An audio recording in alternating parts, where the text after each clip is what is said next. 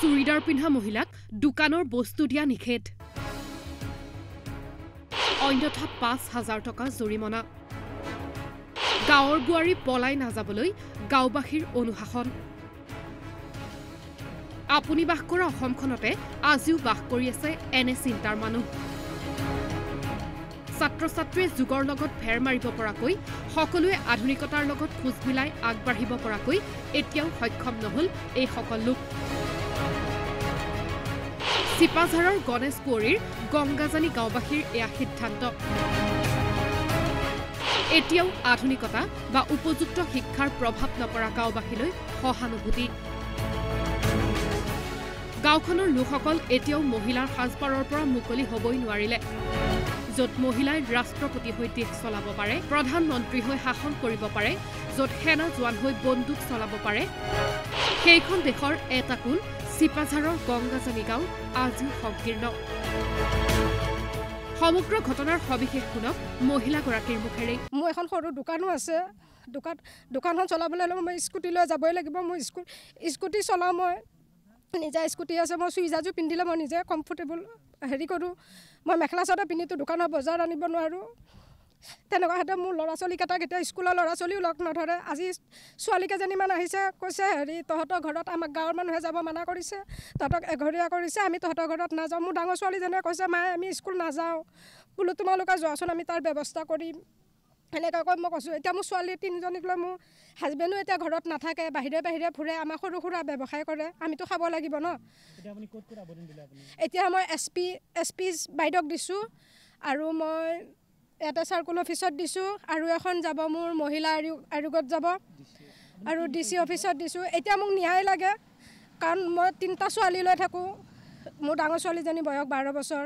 মাজুজনী বয়স আপোনাৰ 8 বছৰ আৰু এজনী সৰুজনীক মই লৈ আহিছোঁ 6 বছৰ এই 3টা ছোৱালী লৈ মই ক'ত যাম কওক মই যদি 5,000 টকা নিদিওঁ বা মই চুইজাটো নেৰোঁ মই গাঁৱৰ পৰাই গুচি যাব লাগিব মই ছোৱালী 3টালৈ ক'ত যাম আপোনালোকে কওকচোন আমাৰ গাঁৱৰে দুগৰাকী বোৱাৰী মানে দুজন পুৰুষৰ লগত পলাই যায়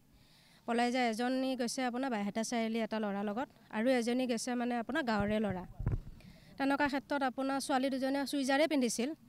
এতিয়া সেইদিনা পৰহি দিনাখন এখন মিটিঙত আমাক মানে একঘৰীয়া কৰিছে মানে এতিয়া কৈছেনো কি আমাক 5,000 আপোনাৰ তাৰে হয় তাই ইয়াতে উঠি আহিছে পঞ্চায়তৰ ওচৰত গণেশ কুঁৱৰী গাঁৱৰ মুখিয়াল মানে এনে মহিলাখিনিৰ লগত মানে তাই অলপমান জড়িত ধৰি লওক যোগাযোগ আছে তেনেকুৱা আৰু মই ইমান ভালদৰে নাজানো মই ইয়াতে অহা আজি 4-5 বছৰ হৈছে তেনেকুৱা ক্ষেত্ৰত মোক এখন শৰাই দিছিলে গণেশ মন্দিৰত মানুহ এঘৰে মোক মাতিলে আৰু মোৰ লগত আৰু এজনী গৈছিল মোৰ লগৰ বৰা বুলি কয় দুইজনে আমি মানে 7 তাৰিখৰ দিনাখন দুমনিচুকী বজাৰত চুৰিজা পিন্ধি গৈছিলোঁ তাৰে কোনোবাই দেখি কেনে মানে কোৱাৰ পিছত আমাক মন্দিৰত শৰাই খাবলৈ মাতিছিলে আমাক তাৰপিছত আমি মন্দিৰত নাম থকা বুলিয়ে কৈছোঁ তাৰপিছত যোৱাৰ লগে লগে কৈছে নেকি শৰাই এখন প্ৰসাদ ভগোৱাৰ আগত আমি এখন মিটিং কৰিম তাৰপিছত আমি ক'লোঁ কি মিটিং কৰক কৈছে মিটিংখন কাৰ ওপৰত হ'ব আমি সেনেকৈও সুধিলোঁ কৈছে মিটিংখন হ'ব বোলো ঠিক আছে আমাক মিটিংখন কওক কি হৈছে কৈছে আমি আজিৰ পৰা এঘৰীয়া কৰিলোঁ মই একো মাত দিয়া নাই তাৰপিছত মাফ খোজাইছে চুইজা পিন্ধা হৈ কেনে কৈছে এবাৰ মাফ খুজিছ 5,000 টকা তোক আমি ৰেহাই দিলোঁ নেক্সটবাৰ যদি তই আৰু চুইজা পিন্ধ তেনেহ'লে তই 5,000 টকা ভৰিব লাগিব হেৰি হাজবেণ্ডে সেইদিনাখন আমাৰ লগত ৰিগেল তৰ্ক কৰিছে আমি একোৱে নাপাতো কথা আমি এঘৰীয়া কৰিলোঁ তাৰপিছত এজন মোক এনে তাৰপিছত ওচৰৰ মানুহ এজনে সুধিলে হেৰি কি কবি বোলো মই চুইজা পিন্ধিমেই চুইজা পিন্ধাটোতো কোনো বেয়া কথা নহয় ন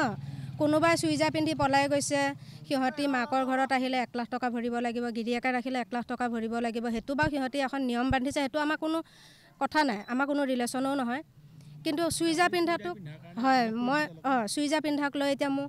মই পৰহি দিনাখন আপোনাৰ 8 তাৰিখৰ দিনা ৰাতি 7টা বজাত মই ওচৰৰ দোকান এখনত গৈছিলোঁ মোৰ ছোৱালী 3টা ছোৱালীক লৈ কেনে দোকানখন যোৱাৰ পিছত মোক কৈছে নেকি হেৰি আপোনালোকক বাইদেউ বেয়া নাপাব মাল দিব নোৱাৰোঁ বোলো কোনে আপোনাক দোকানৰ মালো বন্ধ কৰিছে মই কৈছোঁ আপোনাক কোনে মানা কৰিছে কৈছে আপোনালোকক যোনে একঘৰীয়া কৰিছে সিহঁতি আমাক দোকানত মাল দিয়া বন্ধ কৰিব দিছে বোলো ঠিক আছে তাৰপিছত মই ওচৰৰে আপোনাৰ এজন দাদাক মাতি কেনে মই ছোৱালীকেইটাক চিপছ অনাব দিছোঁ আনিছে তাৰপিছত এঘৰীয়া কৰাৰ পিছত এতিয়া মোৰ ঘৰত কোনো নাযায় মোৰ ঘৰত যদি কোনোবা যায় 5,000 টকা ভৰিব লাগিব মই যদি কাৰোবাৰ ঘৰত যাওঁ সেই মানুহ ঘৰে 5,000 টকা ভৰিব লাগিব হেতুক লৈ মানে মই বহুত হেৰাসমেন্ট পাইছোঁ আপোনাৰ মোৰ 3জনী ছোৱালী লৈ থাকাটো বহুত অসম্ভৱ হৈছে চুৰিদাৰ পিন্ধি স্কুটি চলাবলৈ সুবিধা চুৰিদাৰ পিন্ধি দোকানৰ বস্তু আনিবলৈ ভাল এই সাধাৰণ কথাকেইটা এগৰাকী মহিলাই কৈফিয়ত দিব লগা হৈছে সংবাদ মাধ্যমৰ সন্মুখত। কাৰণ তেওঁ চুৰিদাৰ পিন্ধি সমাজৰ পৰা এঘৰীয়া হৈছে। জৰিমনা হিচাপে দিব লগা হ'ব ৫,০০০ টকা। ইতিমধ্যে এই সামাজিক সংকীৰ্ণতাৰ বলি হৈ স্বামীসহ ন্যায় বিচাৰি জিলা আয়ুক্ত চক্ৰ বিষয়াৰ কাষ চাপিছে মহিলাগৰাকীয়ে। ঘটনাৰ বিচাৰ আৰক্ষীয়ে ল'ব, কিন্তু সমগ্ৰ অসমে চিনিছে উপযুক্ত উন্নত শিক্ষাৰ পোহৰ নপৰা এই গাঁওখন। আৰু হতবাক হৈছে গাঁওবাসীৰ কৰ্মকাণ্ডত। চৰকাৰ প্ৰশাসনৰ দৃষ্টিগোচৰ হোৱা উচিত এইখন গাঁও, যাতে এনে আওপুৰণি তথা অযথা ৰীতি নীতিক আওকাণ কৰি পুৰুষ মহিলা সকলোকে সমান শিক্ষা বা আধুনিকতাৰ মাজেৰে আগবঢ়াই নিব পাৰে। এই আজব গাঁওখনৰ আজব নিয়মে হতবাক কৰিছে শিক্ষিত সমাজক। শিৱবাজাৰৰ পৰা জিতু নিউজ ডেস্ক।